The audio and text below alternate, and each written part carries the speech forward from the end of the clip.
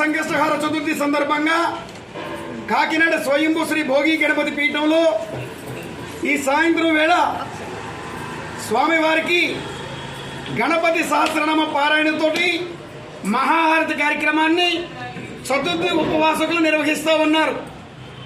సంకష్టహార చతుర్థి అంటే సృష్టి ఆరంభంలో విఘ్నాలు లేకుండా సమస్త జీవరాశులతో వర్ధిల్లడానికి స్వామివారు సింధూరు వర్ణంలో ప్రభవించారు. ఈ సంకష్టహార చతుర్థి రోజున గణపతి ఆరాధన చేస్తే సమస్త దేవతారాధన చేసినటువంటి ఫలితం లభిస్తుంది.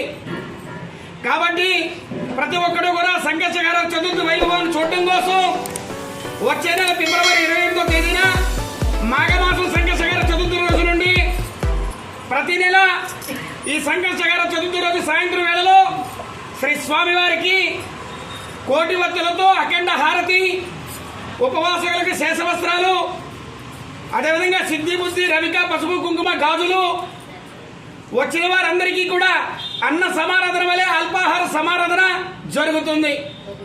అదేవిధంగా ఉదయం వేళలో పల్లకీ సేవ, పంచామృత అభిషేకం జరుగుతుంది.